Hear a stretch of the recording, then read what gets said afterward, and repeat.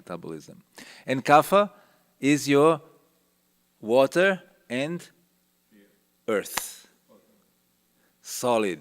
Kapha means your muscles, your bones, your cartilages. Everything is kapha. So here you have vata, pitta, kapha, right? And these three elements, when put in harmony, becomes health. So health is something for all of us, right? Not just for the farmers. So in Ayurveda, your health is connected to your mind state. If your mind is perfect, your body is perfect. And then your mind will tell you, okay, I'm Pitta, so if I eat too much chili, I'm going to aggravate Pitta, and so many health problems going to come. So that's one element, knowledge about Ayurveda. The second element is the food, the ingredients I have must be pure. And as you mentioned, most of our food is poisoned. The flowers we offer to the deities, usually, unless you have these organic producers, they're poisoned. So it's like saying, Krishna, I love you. Take this poisoned flower. I love you so much. Isn't it? But you don't have an option. So between no flower and a flower, it's better to have a flower, right? What's the next best option? Mataji, what is your name? Yes. You are doing the bhajan? It was very nice. Rohini Premadasi Mataji. So what's the next best option? There you are. Produce your own flowers, because that will be chemical free, will be produced with love, harvested with love, offered with love. The whole bhakti process was fully there. So it makes sense to produce flowers for Krishna. It also creates a connection with nature. Nature is giving. Can we take it? Can we learn how to take it? And then when we learn how to take it, there's so much flowers. Instead of spending $4,000 a month, that $4,000 can be given to a family to produce flowers for the temple. Then already a connection is made from the farm to the deity department. And then you have a little garden at the back. It's very nice. But now what if you have a big garden? You can have, everybody can have pure food, even corellas. You're not excited with corellas? It's too bitter, but it's good. It's shukta. Shukta is important in your meal. Or you can have bindi, okra, that's more exciting. Fried bindi, yes, Prabhuji, we need that. So ethnical market is a big thing in the world. So the price of okra, corella is very high because they understood that many people coming from the Indian subcontinent, they appreciate this, so the price goes up and you pay it because you like it. But if you produce it, it's another narrative. From the farm to the fork, to Krishna, to the soul. Is it clear how it's not about farmers, it's about us? It's one endeavor. Now, all of you are working, and I hear many of you in the IT department, is that right? Any IT wallets here? Hands up, come on, be honest. Yes. So India figured out that because so many Brahmins, IT is just something small compared to the Shastra, to the mathematical Vedic knowledge. So all of you could pick up IT and dominate the market. Now, using IT to produce what we want, that's the good thing. Because right now, we are into AI. Are you into AI? Yes? Some people say, if you don't know AI, you're out of business. Very soon, right? Your teachers, your writers. But now the thing is, we use AI, but we don't believe in AI. What do we believe in? We believe in NI. What is NI? Natural intelligence. Not artificial. We believe in natural intelligence. I'll give you an example. Today you went to your farmhouse, beautiful house, 100-year-old house. Instead of knocking it down, your leaders decided, let's keep it. It's heritage. It was done thinking how a building should be done. Rocks and bricks. Without any AC, when you opened the door, the room was fully fresh, wasn't it? What was the experience, Nila Madhavaji? Oh, I felt like I could move there any day. It was amazing. Amazing. Just the room, the temperature was designed by these old friends of ours. How to use the right materials, the right cross ventilation to produce a very nice temperature without AC, without machines, without anything. The barns all have a little space in between the planks. Have you seen it? That's for ventilation. So inside your barn, despite your tin roof, which heats it up, it's fresh. The wind is fresh. There's a little barn where he used to have goats. If you go inside, there's a constant breeze. The farmer says, hey, the wind comes this side, I put the barn, my goats will be very, very comfortable. So that's NI, natural intelligence. Using natural materials, using your contour, using your watershed. Where does the water flow? How does it flow? How do I capture the water? How do I keep that water? So instead of just thinking, I can do it, I can solar pump it and I can distribute it, why not plant water? Let's plant water. Because a tree is 70, 80% water. So you're planting water. So when you cut the tree or prune the tree, don't kill it, you just prune it, bring it down, you're bringing water and nutrition to the soil, being delivered on demand. So as it decomposes, it releases water and nutrition.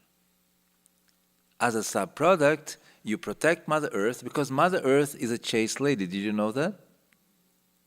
So anytime you take her skin off or her clothes off, you make her naked, what happens? The first rain, what happens in your farm? Yes, but what? The green comes, right? What is the green?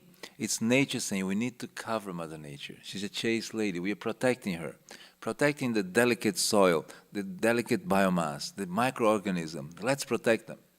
So the grass comes. We say weeds are coming. We don't want weeds. They're coming. No, they're not weeds. They're a protection layer. Right? Now, if you use NI, not AI, and you say, which plants help me to keep the moisture, fertility, and won't be a problem in controlling? Now you're shifting from just any grass to a specific grass, from a grass to the forest. And the forest, you prune the forest, bring it down, you have fertilization, you have water, you stop erosion. How about that proposal? Now see, someone coming to your temple says, here's our eco-farm. We understand nature. We now have a tradition which understands nature. Actually, we talk about Krishna, who every day, 24/7, no holidays, goes to the forest with the cows. Every day morning, Mother Yashoda receives a call. Let's make maybe 2 a.m. Yashoda Mai, is Krishna woken up yet? The cowherd boys are saying. And Mother should go to bed, you boys. He's sleeping. It's not time yet. So they go back, 3 a.m. Yashoda Mai, is Krishna ready to go out in the forest? What's her reply? Go to bed. He's still sleeping. And then 4 a.m. Is he ready? No, he's still not woken up. Then he wakes up. Now the cowherd boys were awake the whole night thinking about Krishna. I need to go. So when the time comes, they're sleeping. And Krishna goes to their door. Gopas, it's time. Come on, we have to go. Where's your tiffins? Let's go to the fun. So that's Krishna every day, 24/7. Now, someone walking to your door, he wants to know how you live according to Krishna's plan. Is that your schedule? 4:30. Hey, I need to go and take care of the cows. Everybody, are you all ready?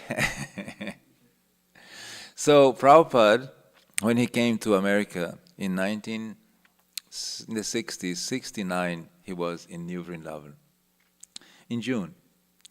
And I hold a specific good memory on that because in the month of June 1969, you find many lectures about this topic, self-sufficiency, taking care of the cows, like that. And I was born in June 69.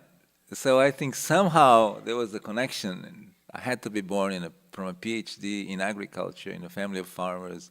And at that month, it's a Purushottam month, just like we're having now in that year. I was born. And when I read that, I felt some connection. I said, oh, Prabhupada was heavily speaking about this. on that month in New Vrindavan, broadcasting to the world. Problem, no food. We need to have cow protection. We need to have agriculture. It's such an important project. We should do it. And then another thing came up, which was the Palace of Gold. And they thought, to attract the intelligent class of Americans, we need a Palace of Gold. So the whole attention from cow protection shifted to infrastructure. Let's build a temple. So everybody came and they built this beautiful, you must know this place, a beautiful work of art. And then a little bit of the attention was shifted to infrastructure, okay? Now, you can imagine the people who dedicated their lives to the cows, like Varshana Swami and Chandramauli Swami and Radhanath Swami, they were the cowherd men at the time. And they were like devastated, said, oh my God, what's our work now? We have dhotis, we have holes in it, it's all dirty. And this palace for the Swamis and for the Americans and for the important people, who are we? So they were having this internal doubt, self-doubt, crisis. And Prabhupada was in New Vrindavan, so he walks down in the morning, no entourage, just Prabhupada. He's walking down with his cane, and all the plow department, that's what's called the plow department, everybody who was in the farm, the plow department, they saw, hey, Prabhupada is here. So they all run, and Varshnava Swami says, like this mother duck and all the ducklings going up behind him, and all these cowherd boys are going behind him. And Prabhupada is noticing them, but he's not making any sign. At one point, he put his canes down and turns around. And all the ducklings make a semicircle around Prabhupada. They're looking at Prabhupada and waiting. They don't say anything. But Prabhupada understood that in their heart, they're feeling a little bit disheartened because now it's about preaching. Now it's about attracting the people of America, not about farming anymore. So at that moment, Prabhupada looked them in the eyes and he said something very meaningful. Do you want to hear what he said? Yes. Are you sure? Yes. Right, okay, I'll tell you. Prabhupada told them, you are so fortunate. You live in Vrindavan. Every morning you go and take care of Krishna's cows. Your ticket to the spiritual world is guaranteed. Then he looked to the sky, he turned around and he walked.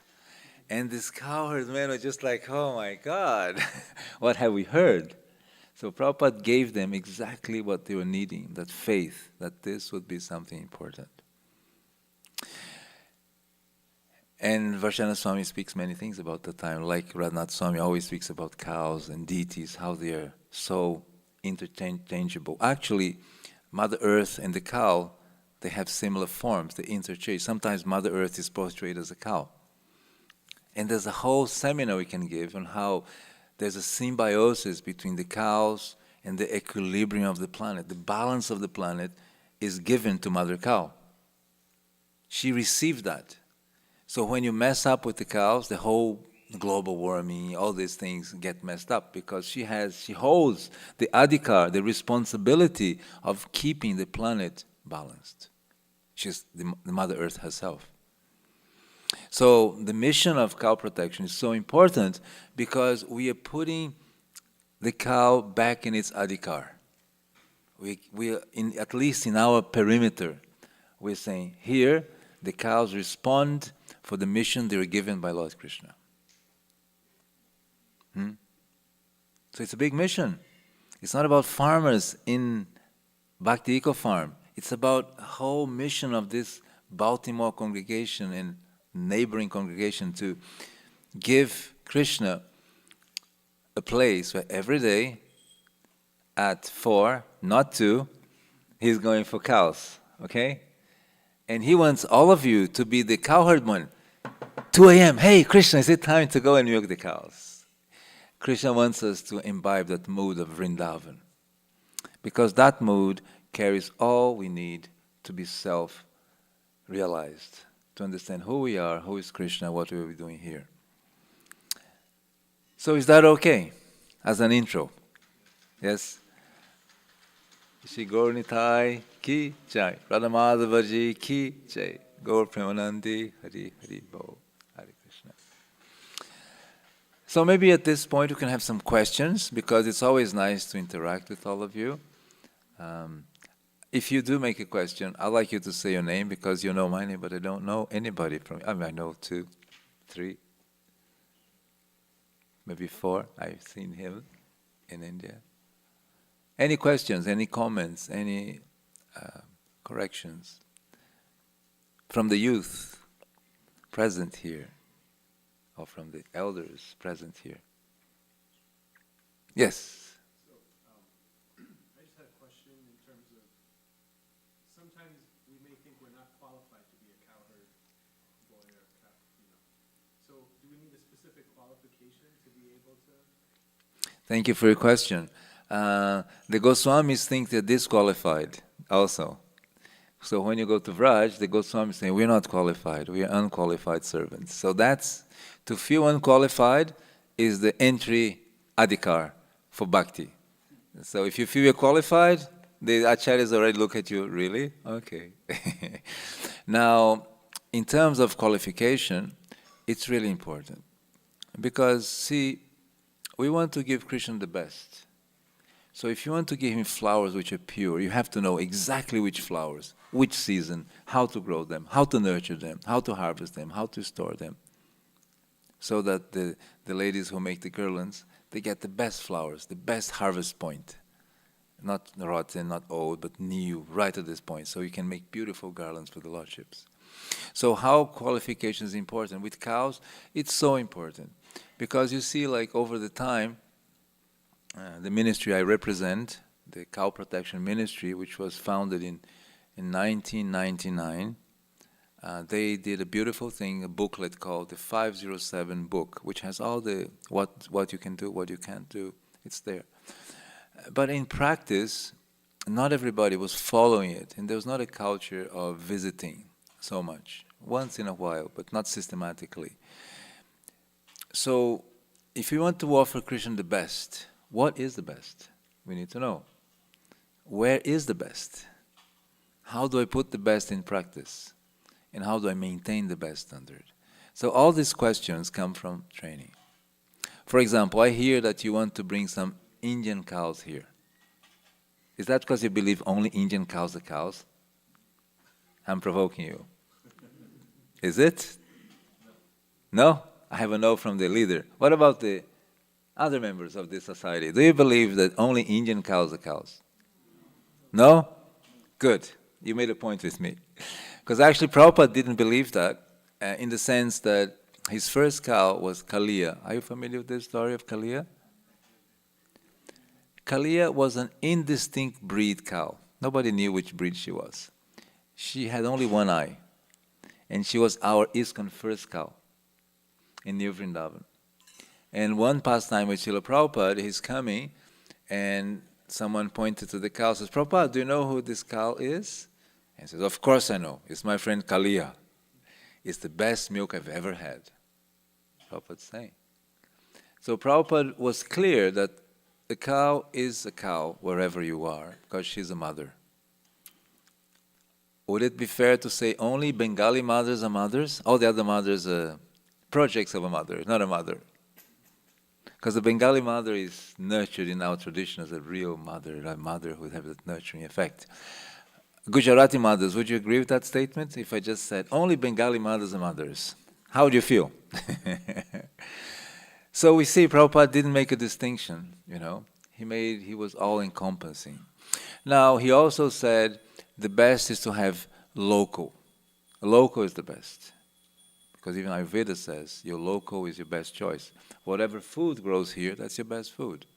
Whatever you import, that tends to be not ideal for your dosha here. So you get up diseases when you eat too much things from outside.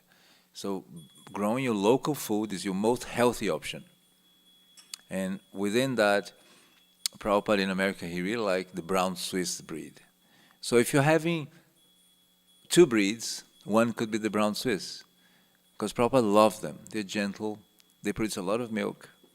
They are A2, something some Indians, origin citizens are worried about, even though there's not so much conclusive research on A1, A2. But yes, the brown Swiss can be A2. Actually, for that sake, even a buffalo is A2. Did you know that? No? But actually, Amul in India is selling buffalo milk as A2 milk because it is A2. Did you know that? So we sometimes speak badly about the buffalo and we speak good about A2. That buffalo milk is A2, but Krishna didn't like buffalo milk. But he liked his uncle called Upananda kept buffaloes to make yogurt for Krishna's pleasure. So buffalo yogurt is top. Buffalo milk not so good for us because they don't sweat. So there's something in the milk which is too fat. It's not good for our health. But the yogurt is extremely good. So it's sometimes you say, but buffaloes, they're the Kali Yuga cows. They argue. But Krishna's uncle was keeping buffaloes for Krishna's pleasure. And when Krishna goes to the forest, he goes with buffaloes, goats. Everybody goes because Krishna is all-encompassing. So for us, if you keep a breed like brown Swiss, you satisfy the A2 thinking. You don't go against it. And you could have a gear breed also. There's already gear breeders in North America. So 2 breeds is good. It's not bad. It's not too difficult to maintain. More breeds then becomes more difficult. 3, 4, 5 is more, because you have to have breeding bulls for every ones. So knowledge and qualification, it's essential because when you know how to do the best, then you can achieve it. You're a doctor. How important is qualification in your field? Very, right? If someone came here, they have a diploma from Nepal in medicine, and he says, oh, you have a heart problem? I can do your heart surgery. Can I do it? No, definitely not. So why would you do that for the cow? So we need qualification. We need to be qualified to take care of Krishna's cows. Now that qualification should be honoring a natural intelligent system. Because if we can use artificial intelligence, nothing against it, but we don't believe it. We use it, but we have a doubt. The natural intelligence is what the Parampara uses to deliver the Bhagavad Gita to us. It's based on guru and disciple, and it's handed over naturally. There's no machine interpreting or downsizing or improving, or it's just the guru and the disciple, and it's being passed on. And he receives it, stores it, and gives it. And that knowledge is also aligned with nature. If you look at the Srimad Bhagavatam, you see no picture of, let's say, Maitreya and Vidura on a factory, and they're chit-chatting. Where are they chit-chatting? Under a tree, next to a beautiful river, with lots of nature, lots of space. All the munis portrayed in the Bhagavatam are in natural environments. The very scenario of Naimisharanya, it's a natural place, a beautiful place. Did you know that Naimisharanya was a meeting hall? Did you know that? Naimisharanya forest was a meeting hall. And that was regular. They used to go there frequently, like a kata, like a retreat. Everybody would hear the truth in that place. And when Parikshit Maharaj was about to die, where did he think? I'm going to this place. So he went and Shukadeva Goswami was there. So that's how the meeting happens. So it was a university of knowledge being transmitted from guru to disciple, and it was natural intelligence. So much so that when someone who was sitting on the sana didn't know the etiquette with Lord Balaram, you know the pastime, right? He got a bad reaction. It was a purification actually, but it happened to him. And then Shukadeva Goswami is elated as the speaker. So qualification, it's extremely important because as a congregation, the first thing we must understand is what is the qualification? This is our project. We are doing it together because we need it. We need pure food. We need an environment for the children to go and play on a free place. For the children, question. What if in the farm we created a forest space where you can explore and your superheroes are there and you can go on trips and walks? Is that exciting? Yeah, you got a yeah. That's good, right? So that's a yeah. And you could have your teachers do treasure hunts for you there, where it's secret presents, high hidden. How does that sound? Good, yeah, and good. See, we're talking to the youth generation. Let's shift to the seniors. What if we have a retreat talking about Srimad Bhagavatam in this beautiful scenario, and your gurus come and speak there? How does that sound?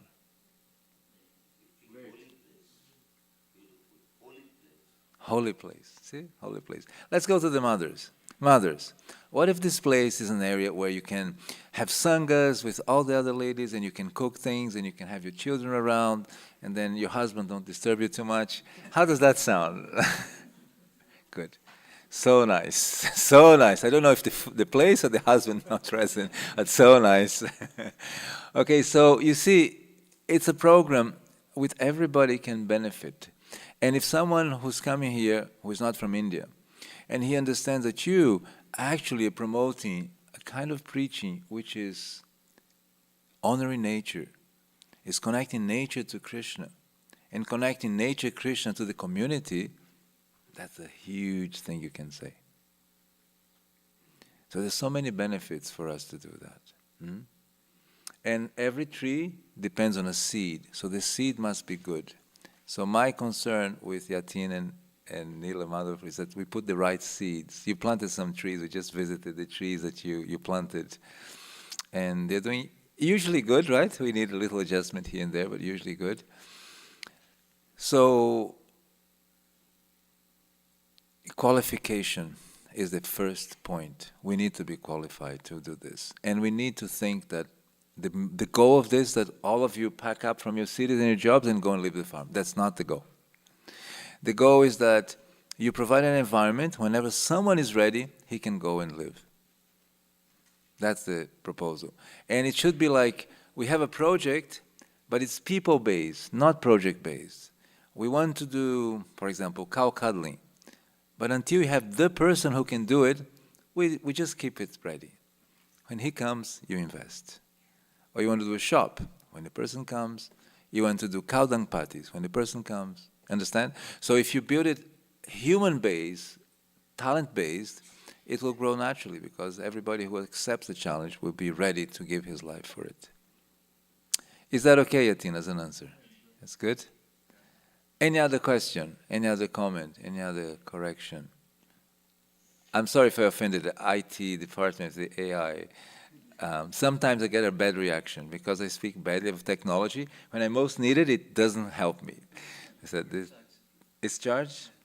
Do we have technology? I have some presentation I can give you too. It's on the board. Mm-hmm.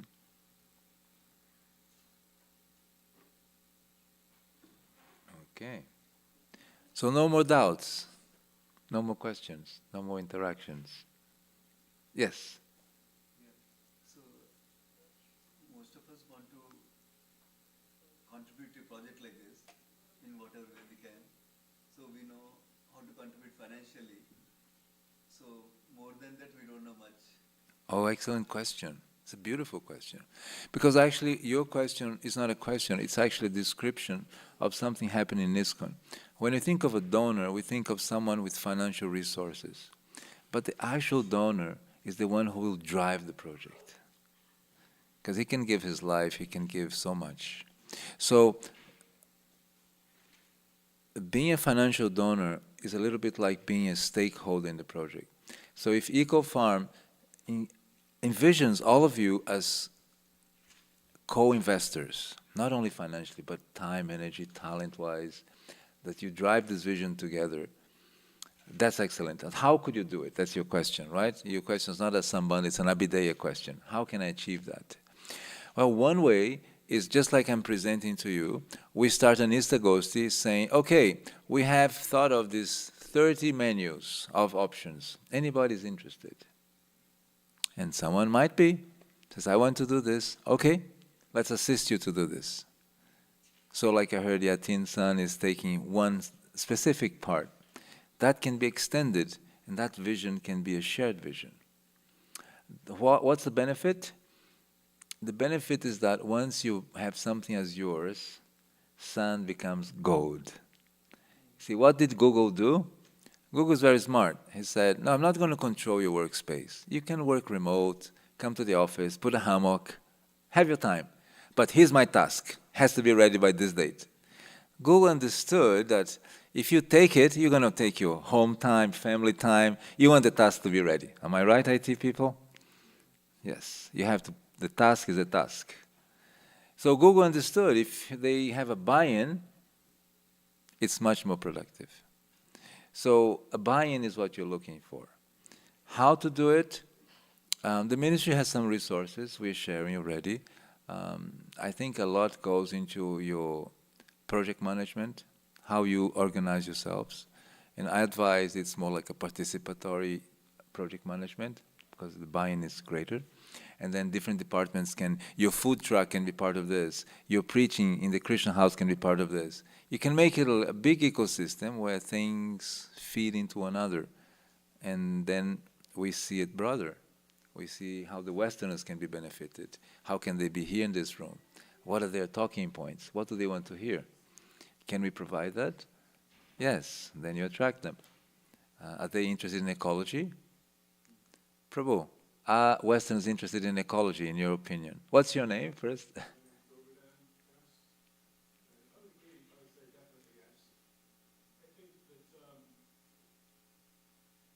generation produces young people, and they collectively have different interests. And like when Prabhupada came to America, there was a lot of young people who looked at society and said, whatever my parents are doing, I don't want to do it. Mm-hmm. I don't want to become a cog in that machine. I don't want to fight a war in Vietnam. So the intelligent children, young people, they dropped out and said, nothing to do with us. We want love, peace, a different kind of ethics. And I feel today, the smartest kids, the ethics are the really smart ones that don't want anything to do with mainstream society. They're actually vegan. That's where the ethics are. Because they decided that it's the only ethical stance left. So my concern for ISKCON is that these smart kids come in. I myself joined Prabhupada's movement in January 1980. I was 17 years old. The prior 1.5 years already I was vegetarian before I even heard of Prabhupada. I was vegetarian. And I wouldn't have joined if they were serving bacon and eggs. I would walk out the door. But I'm like, oh, I'm vegetarian. These people are vegetarian. I fight my home. So I feel that the intelligent children today, they're automatically choosing that I will go vegan because I don't understand the connection that it's impossible to buy a commercial dairy product which is ethical because we're taking a bull, after 2 years we kill, taking a cow for 5 years of terrible exploitation. After 5 years when the cow is destroyed, her body is destroyed.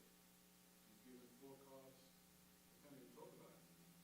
And then we kill her. And devotees, on one level understand that. But I think there's an intellectual dishonesty amongst devotees. Well, I offer to Krishna. But really, when we go to the supermarket, we buy cheese, ice cream, the cow is benefiting. But really, I'm not really even offering. You just grab the ice cream.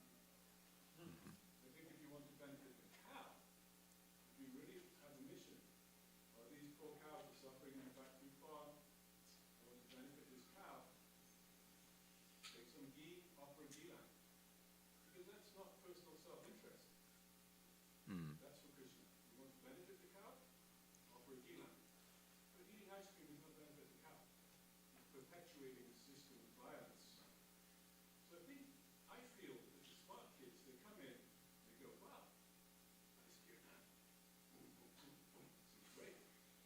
And then the lecture, some philosophy, it's amazing.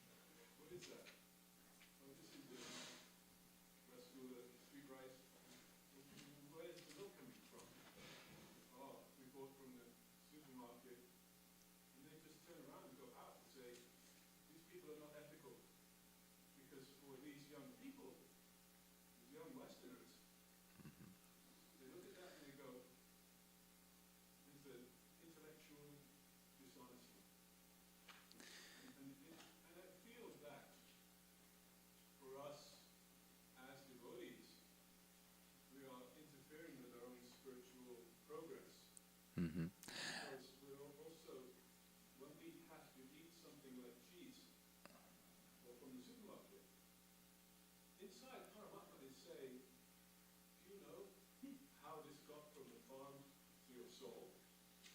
And you say, shh. And so we're in the habit of silencing the Paramatma. The Paramatma is saying, you know how this cheese got here, don't you? Oh, I don't want to see it. I'm not going to look at that. I'm not going to hear that voice. And so we're actually interfering with the communication with the Lord in our heart. And I feel that we're holding ourselves back as a movement. Thank you for expressing how you feel. It's important. And actually, what you're expressing in our society is kind of there are two thought systems. There's that one which Shivaram Swami adapts, and somehow Krishna Kshetra Swami rings. There's many leaders, Bhakti Rasamrita Swami, they ring that bell. And the other leaders which have a different approach. They do offer these things to Krishna. Now, going back to your first question, when let's say a person who is young in America and he has no moral stance to hold himself with, right? The basic mood is that the young generation feel they have been cheated. Because you mentioned cheese, but what about the vans? What about the tire? What about the fossil fuels? We have cheated them in all possible ways. We took the planet in a certain pollution level, we're giving them 10 times more polluted. So the grains we get, the soil we get, it's produced in a very chemical way. It's all destroying the planet too. So any angle you pick, we as a generation have cheated our generation. Because what's natural? A parent will give the best for the children. So you take them from one level and you give them to another level. My grandparents thought studying was the key thing. I'm sure it happened to all of you. So my father was a farmer and his grandmother said, no, you have to study. And he did. He was smart. He ended up in Cambridge. He did his PhD in Cambridge. He went to India to do his PhD in Ikrisad. And in a way, yes, that was important. He disseminated so much knowledge he developed, right? But in another way, nature, the universe is marching toward a technological advancement. And how do you cope with that? How would you distribute your food without fossil fuels? On a bullock cart?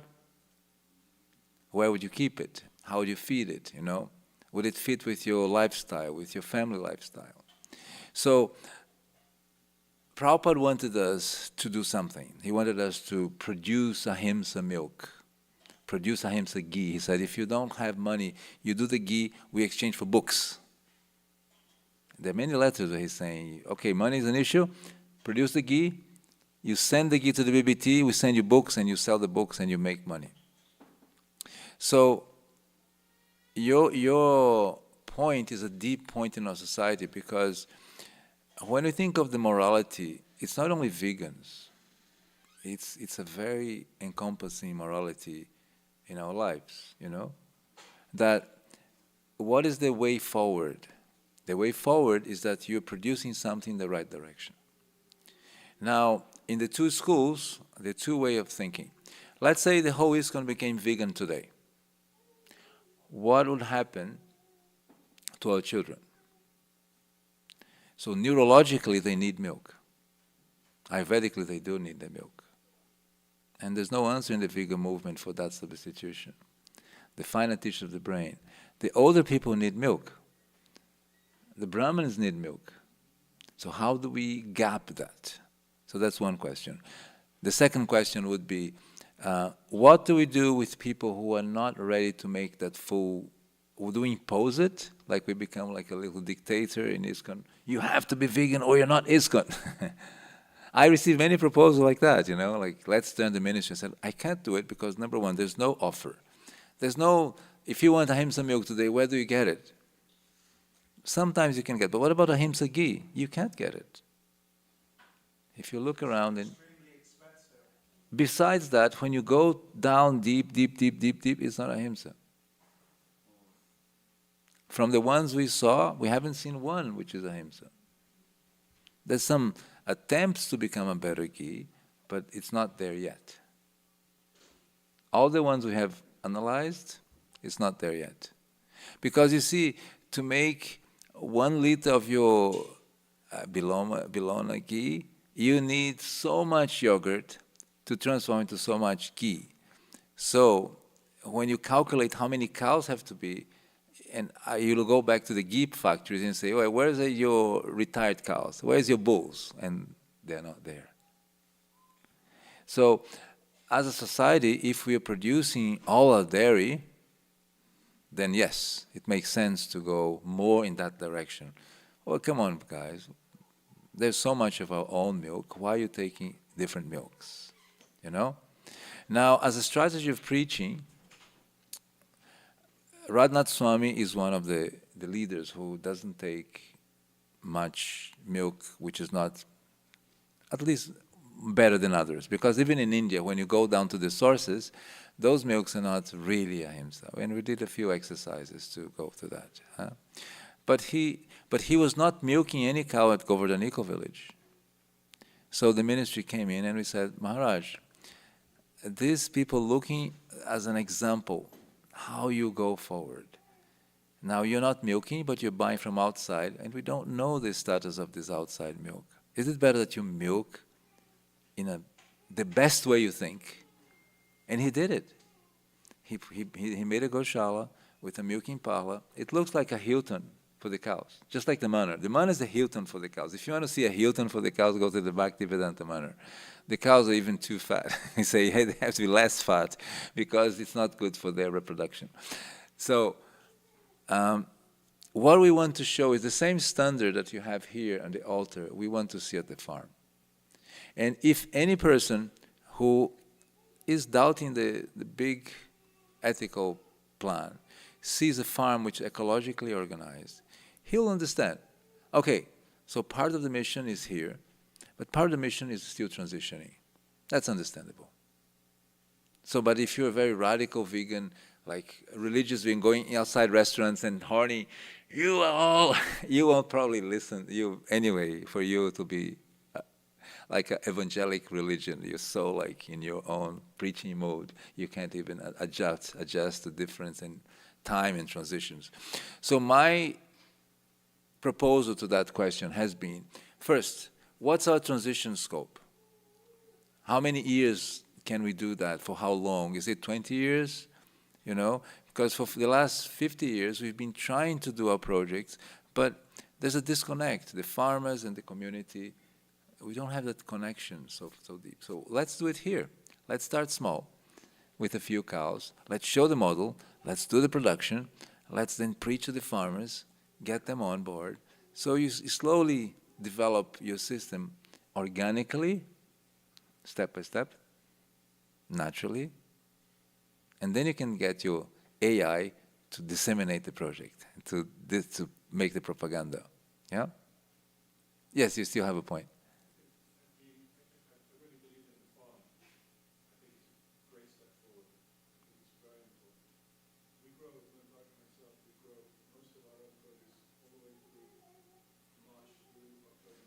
Nice. Mm-hmm.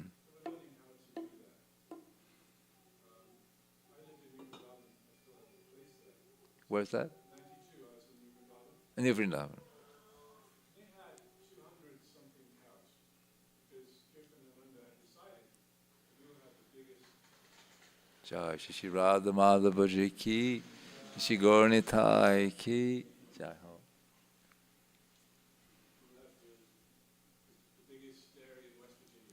Actually, if you go to that historical period, just interrupting a little bit, Prabhupada said we need ghee in our restaurants. I want ghee in our restaurants. And they went up to, as you know, 160 milking cows. And they were producing 4,000 liters of milk every day. If we had 4,000 liters of milk today, the whole of America, in terms of devotees, DTs, would be catered for. The only downside, Uh-huh. from practical consideration, is that the cow would be giving milk as long as she's becoming pregnant Mm-hmm. on a regular basis. There was one cow back in Manana when I was there. She was still 12 years old, still giving a little milk. This is called the love milk. Yes, not much, Mm-hmm. still giving.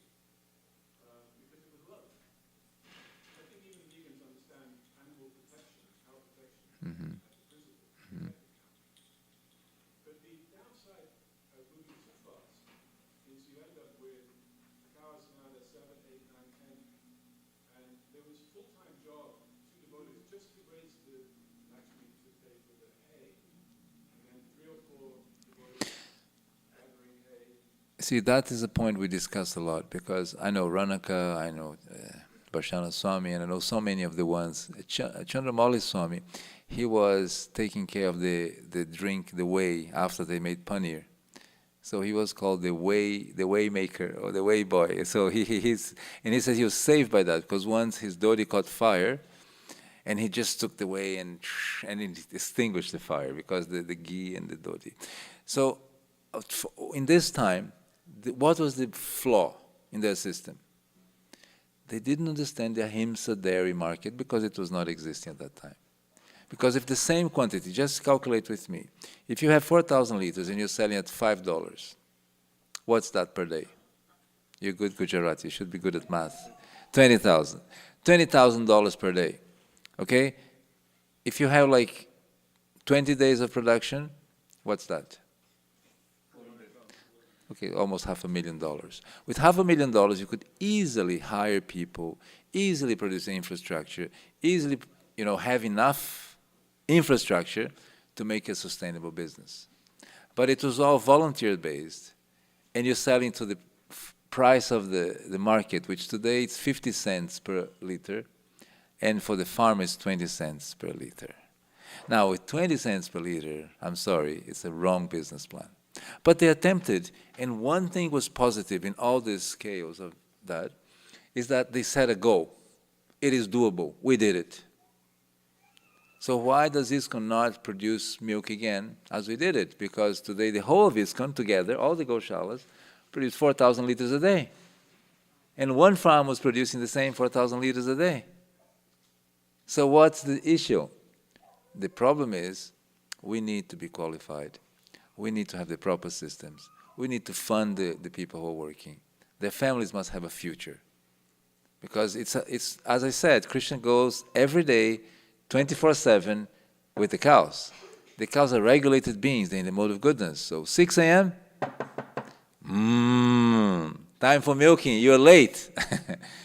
And she'll tell you, if you miss it too many times, she says, now I have mastitis because the milk got stuck in my udder. So cows will force you to be in the mode of goodness.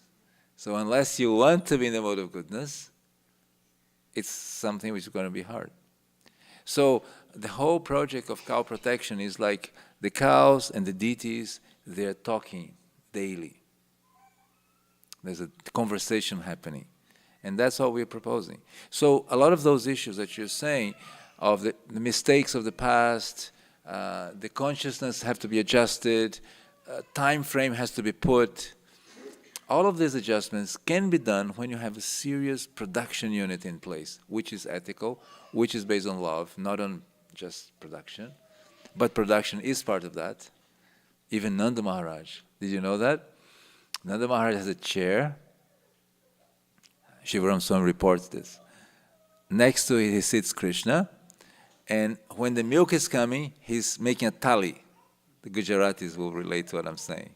He's just counting how many bowls, how much milk is coming, how much yogurt is coming. Then he's making, and he's teaching mathematics to Krishna in that system. So the production element is present in our tradition. The gopis come to sell their products in the market. They know how much they took, how much they have to come back. They know exactly. Now, milk is considered to be a universal right for humans. In the Vedic tradition, any sages could knock on your door. I forgot your name again. Sundarananda. Sundarananda Prabhu has a cow, and one sage is coming to his door. He in Baltimore. Sundarananda, I want some milk. And he would give from his cow. So it was a right for a sage to receive at least a cup of milk, because everybody had a cow. So in that sense, we can't have a cow in our houses, apartments, or the law of the country won't accept you to have a cow in your rural setup. So we can have a collective place, endeavor. And that collective endeavor responds to our responsibility of taking care of cows. Is that okay? Yes. I think our time is there. You mentioned 6:30, 6:36. Yes. You want more? Okay. We can do more. You want me to present something? Is that the idea? Okay. So I'll just present quickly something for you. Let's start. You have control of this? Yes, but He has. we can listen to you. Okay, so you have what's your name, Prabhu, up there? He's behind the window. I can see him behind the window. What's his name? Yugandhar. Yugandhar Prabhu. Uganda. Yugandhar. Ugandhar. Ugandhar Prabhu, you can see me, I can see you. So this is how it works, right? You see this little ball written IMCPA. You click on it. Can you see it? Yeah, he's going inside to check that. He's on Yes. the top right. He's on the bottom right. Yes, there's a cow and there's a little circle written IMCPA. Do you know what IMCPA is? It's an ISKCON Ministry for Cow Protection and Agriculture. And this ministry exists now for 27 years. It was started in 99. And for the first time, we have a full syllabus on cow protection. We're bringing up the agriculture syllabus, like a global initiative. And this project is called Certificate of Readiness. They wanted cows, they called me. So we had many sessions, and I'm here now, looking at them and the cows and the business plan and the future and the vision. We're trying to accommodate everything in that plan. So is it open? I'm CPA. Click on IMCPA. Yeah. Only click on IMCPA. Yes. Dharma, we see Dharma. No, not Dharma. Not Dharma. Not white driving deeper. There's a cow in the corner, little earrings written IMCPA, a little round circle. Can you see it? Okay, hold on. Let's change style. Let me show him. No, go back, Prabhu. Go back. Yes. Again. Can you see there, right? On the extreme right. extreme right, IMCPA, round. No. No, right. See, see, it takes a little time, but once you get it, it's really easy. His name again? Yugandhar. There you go. You got it. Yeah, thank you, Uganda. You got it. So, this is what happened to the ministry. I came in 2015. The cycle one was to get to know, so I traveled. And then I visited, and I created systems. So one of the systems was a conference. We did 2 in North America, 3. Gitanagri, New Vrindavan 2 times. And the idea was to bring everybody together and discuss, right? But what I wanted from that conference was actually networking, a global team. Because I need to now know where people are, where resources are. How will we reach these people? How can we help you? Okay? So the network was built, and a global team kind of established. We wanted to teach 2 things, regenerative agriculture and ethical dairy. These are 2 main topics with so many subtopics. And then that was also leading to online education. So right now we are online education. What does that mean? 2 of your members are taking a course on cow protection online, and then when they come, we're going to make arrangements. They can go to New Vrindavan and do a mentorship stage. They're ready. They know. Okay? The course, if you click here, you can do taking care of Krishna's cows. There's a little icon there. Yes. One of the teachers from India, Damagopal, he's the leader of the Mayapur Goshala. A very good teacher, very knowledgeable. And like this, we have so many teachers already teaching. Okay? So that's a little bit of this. So let's go out of this. You can do, let's go back. Let's go back. You make it small again. Yeah, you can do that again. Yes. Good. So we kind of understood. Now, why driving deeper? Let's go to this why, driving deeper. Yes. Since time is short, I just show 2 things. Feed the earth on the top. Yes. So, people in the West are looking for the solution. Is it Tesla? Is Is it solar? Is it renewable?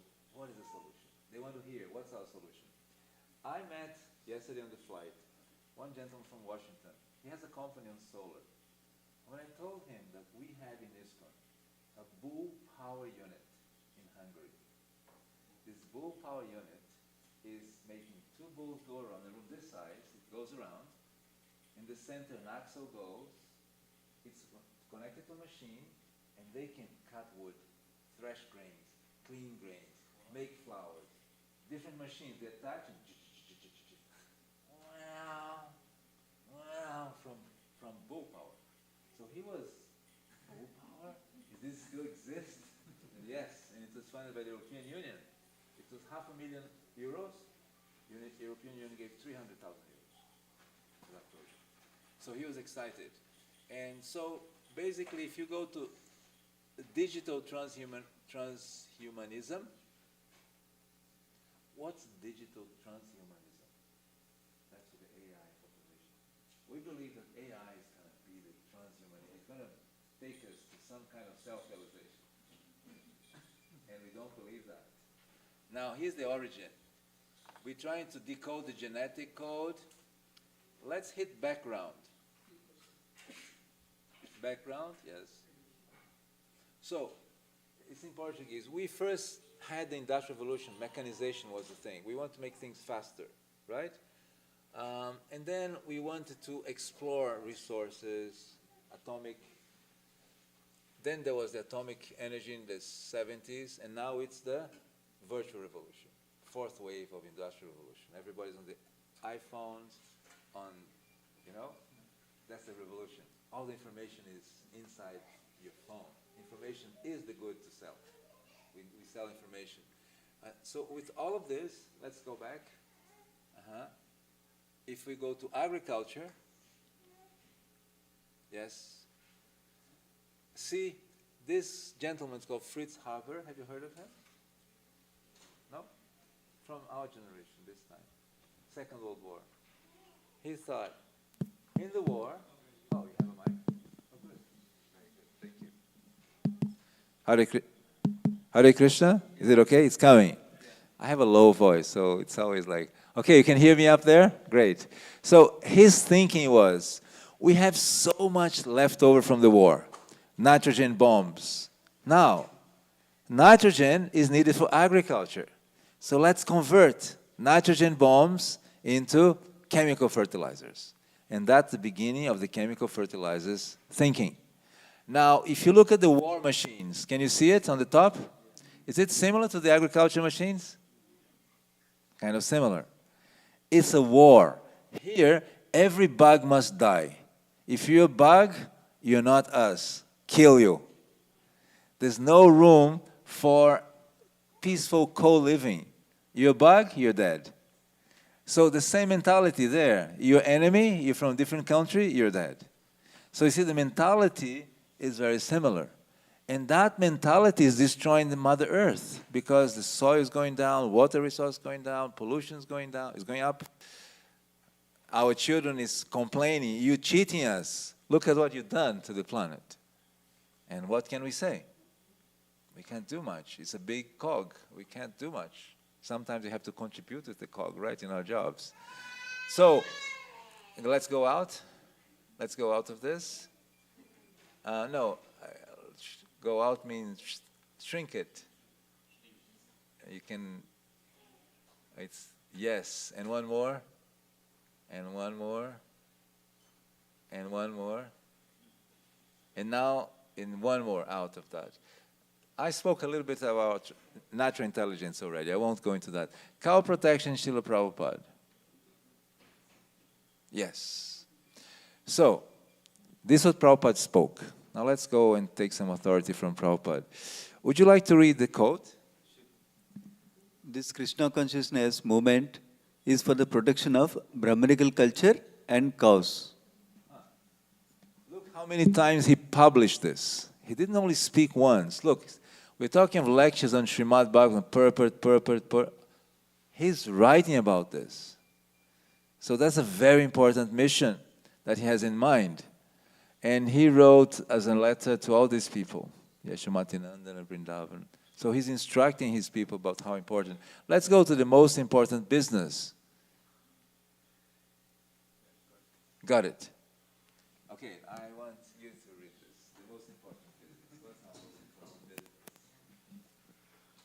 Cow protection, the most important business of the human society. That's spoken by Nilamada, right? And Prabhupada also said that in all these lectures. Look at that. He's quoting that. He says, the most important business. Brahminical culture. Who is the pujari here? I'm not seeing. Anybody doing garlands for the deities, regular basis? Ladies? Yeah, Mataji said, India Mataji. Huh? You are. So I want you to read this. So we are co-participating to this presentation. What does it say? Doctors.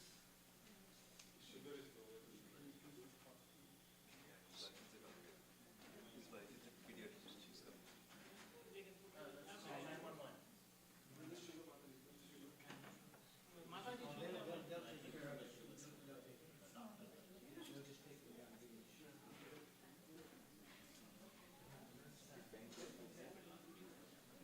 They're suspecting diabetes, low sugar.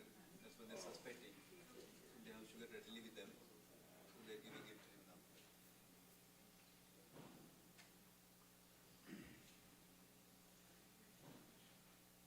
Spoken word chant Hare Krishna.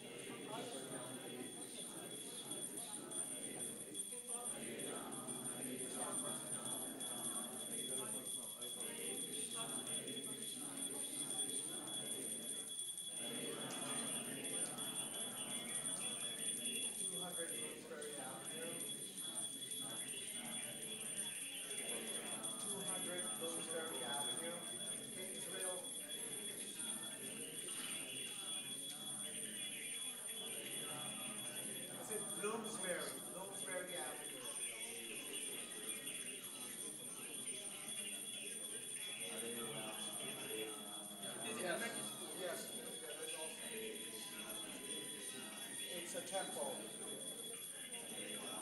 The Hare Krishna temple, ISKCON of Baltimore. My name is Marie Patel. Okay, we have a person that's passing out here at the excuse me?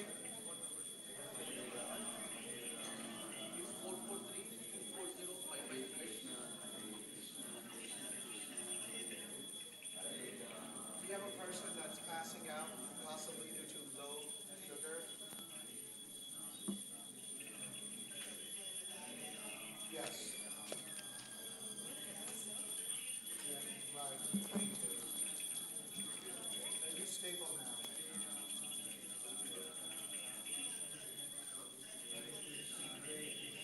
Yes.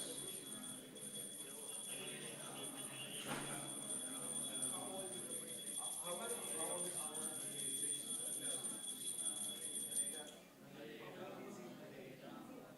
He's 80. We need an ambulance here.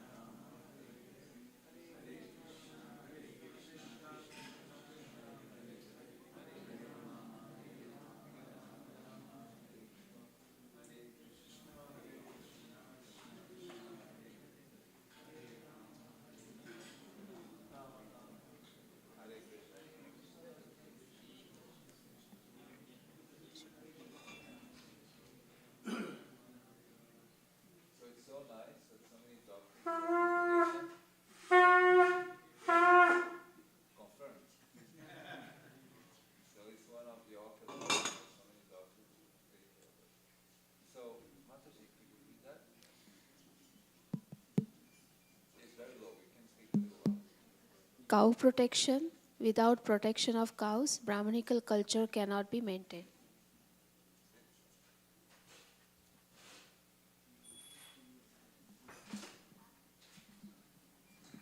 So the Brahminical culture is to make us ready. At any moment, life can leave. We just saw his sugar came back. Yes, Krishna, thank you for answering. But it can happen to any of us anytime. Life can leave. And we need to be ready in that moment to think of Krishna. So cows and this environment is very much connected to the Brahmins. And the Brahman is the one who teaches how to be ready for that moment. So the Brahminical culture is really important because all of us are uncertain. When's our date? Our date is marked. We don't know when it is. But when you're ready, when you're trained, the last moment, you're going to think of Krishna. And that's going to be your ultimate saving guard. So cows and Brahmins are really important to keep that culture alive. That's Prabhupada. Okay? We have our, yes, let's go out. Let's go to world situation. World situation. Yes. So now the blue, dark blue countries is the heavy producing meat, between 5 million metric tons to 10 million metric tons a year. You can see how America, Brazil, Argentina, Canada, India, that's Russia, I guess, down there, leading. Then you have Australia, you have Canada, I actually like Australia, Mexico, following. So, as I mentioned before, if you're messing up with the cows, you're messing up with the planet. And if you see like the meat consumption from the 60s to the 2021, it's just increased. From 50 metric tons in the 60s to 250,000, what is that? I think it's 250,000 metric tons. Yes. No, millions. 250 million metric tons. From 50 million metric tons of meat to 250 million. So the meat consumption is increasing in the planet. So how could the environment not be going down? Reactions in the planet, war, so many wars. Now, this Middle East war was terrible. I was in India, and I couldn't get out because Doha was closed. So I had to find another route. So we can see how it's impacting all of us. And I know the economy, the gas prices went up, you know. So people who Teslas felt, yes, I made a good investment. Many people have Teslas here, I think. Okay, so let's go back in. Let's go back to that. Yes. Let's go to milk. Can you read that?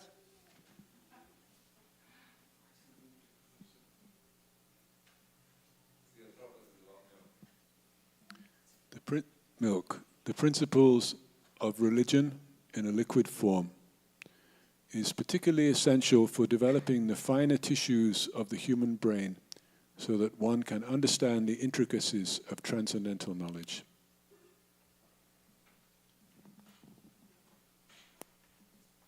So that's the dilemma. It's all that, but it has to be ethical. That's what we need to do. We need to make ethical milk because that's what Prabhupada said about milk.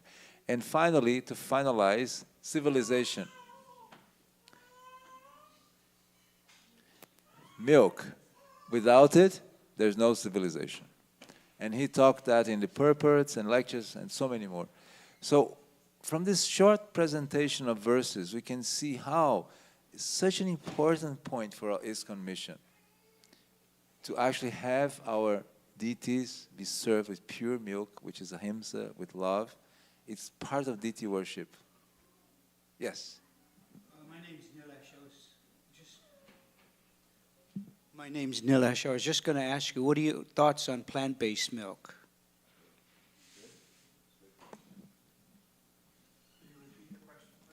He was saying, what's my thoughts on plant-based milk?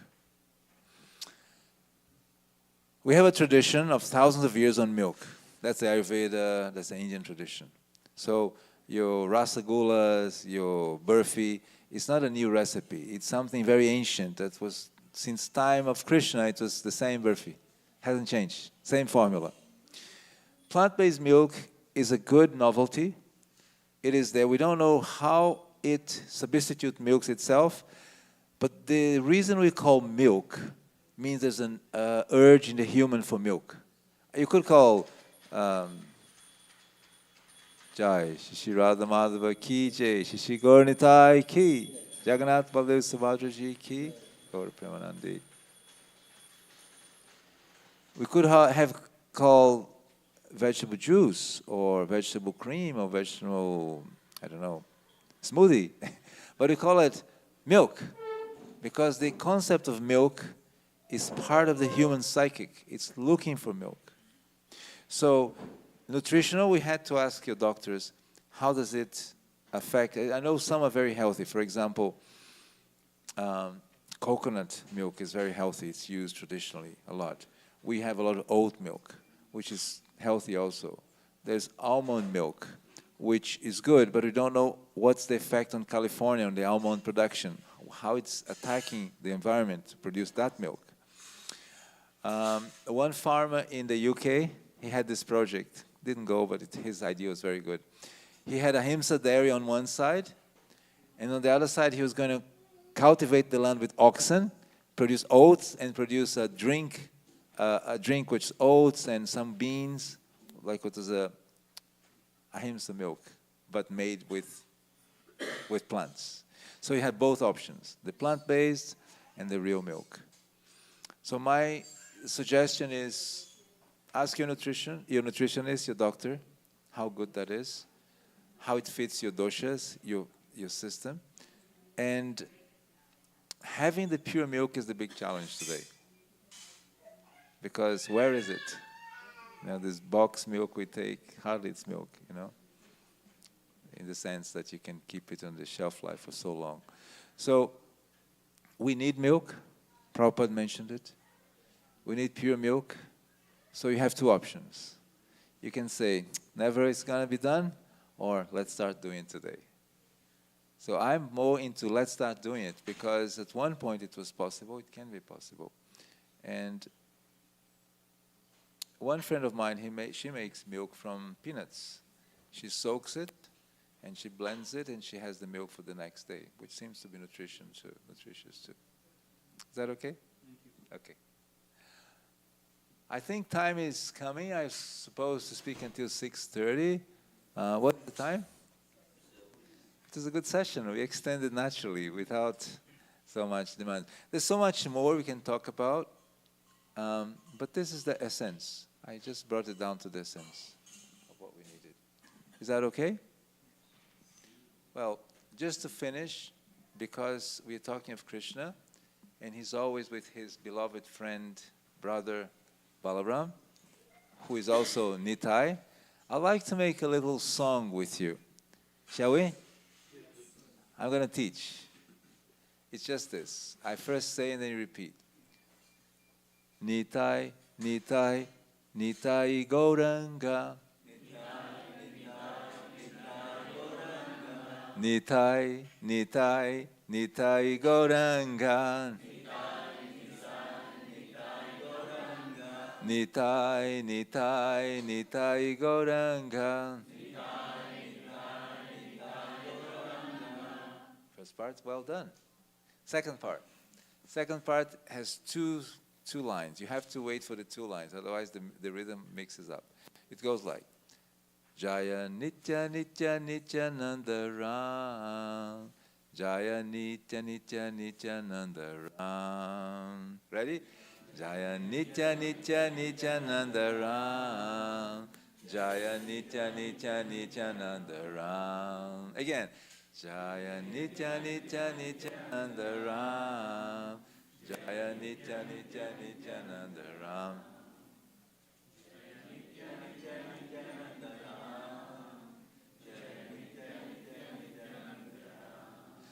Jaya Nitya Nitya Nityananda Ram.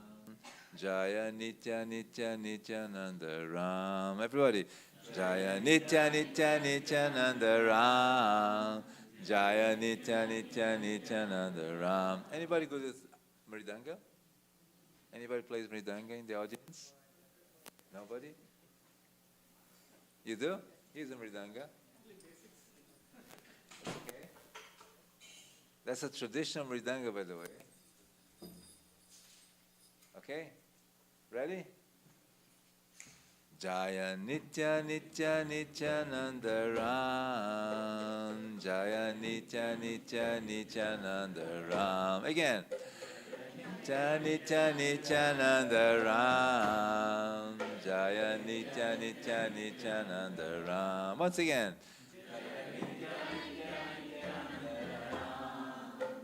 Jaya Nitya Nitya Nityananda Ram. Nitai, Nitai. Hey, Nitai, Nitai. Hey, Nitai, Nitai. Oh, Nitai, Nitai. Nitai, Nitai. With your heart. Nitai, Nitai. Oh, Nitai, Nitai. Oh, Nitai, Nitai. Jaya Nitya Nitya Nityananda Ram. Jaya Nitya Nitya Nityananda Ram. Everybody, everybody. Jaya Nitya Nitya Nityananda Ram. Jaya Nitya Nitya Nityananda Ram.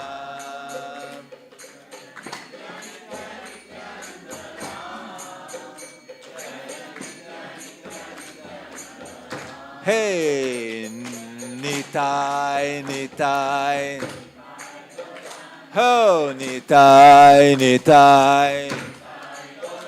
Ho, Nitai, Nitai. Only the men, only the men. Nitai. Again. The ladies. Once again.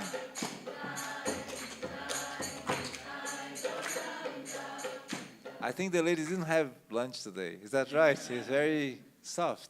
Come on, I want to hear you. Ready? 1, 2, 3, boys. Nitai, Nitai, Nitai, Gaurang. Oh, Nitai, Nitai. That's better. Once again.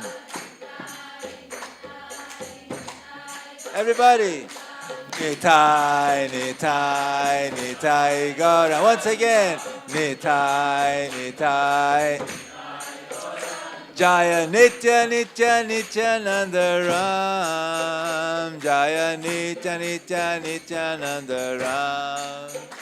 Jaya Nitya Nitya Nityananda Ram. Jaya Nitya Nitya Nityananda. Once again. Jaya Nitya Nitya Nityananda Ram. Jaya Nitya Nitya Nityananda. Last time. Nitai, Nitai. Hey, hey, Nitai, Nitai, Nitai, go. Ho, Nitai, Nitai.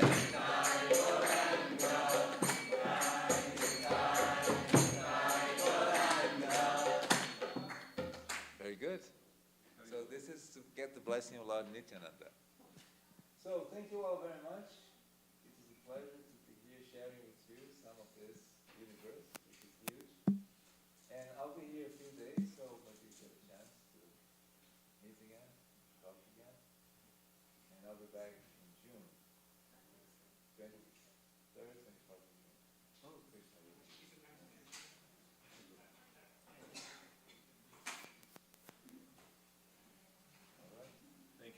Srila Prabhupada ki. Go.